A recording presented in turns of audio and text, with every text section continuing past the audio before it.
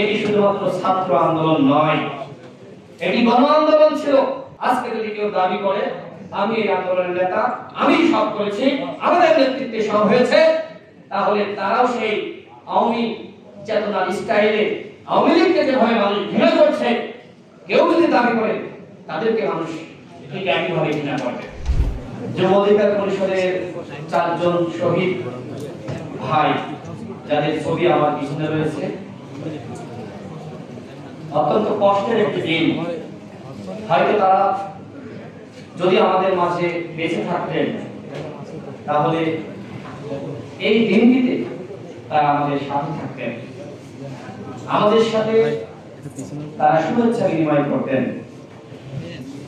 অত্যন্ত কষ্টে, যা আসলে ভাষায় প্রকাশ করার মতো না। ইতিমধ্যে মুজাহিদ 4 দিন আইসিইউতে ছিল, 2 দিনের মধ্যে তার কোনো জ্ঞান ফেরেনি। আপনাদের মাঝে মুজাহিদ বক্তব্য রেখেছেন। মুজাহিদ কোনো সমন্বয় ছিল না, মুজাহিদ কোনো দায়িত্বে ছিল না, কিন্তু এই মুজাহিদ নেতৃত্বকে কাঁধে তুলে নিয়েছিল।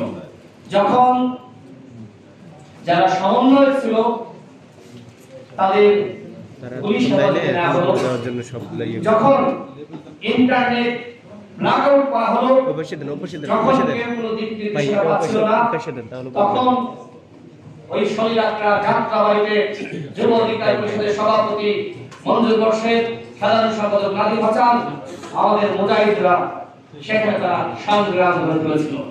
কোনো ইন্টারনেট ছিল না, কোনো নির্দেশনা ছিল না। এই আন্দোলন যে হয়েছে, অনেকে বলছে যে শুধুমাত্র ছাত্র আন্দোলন,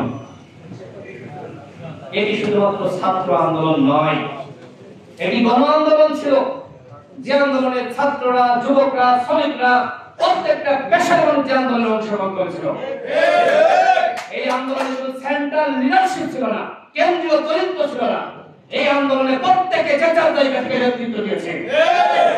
সুতরাং আজকে যদি কেউ দাবি করে আমি এই আন্দোলনের নেতা, আমি সব করেছি, আমাদের নেতৃত্বে সব হয়েছে, তাহলে তারাও সেই আওয়ামী চেতনার স্টাইলে আওয়ামী লীগকে যেভাবে মানুষ ঘৃণা করছে, কেউ যদি দাবি করে তাদেরকে মানুষ ঠিক একইভাবে ঘৃণা করবে।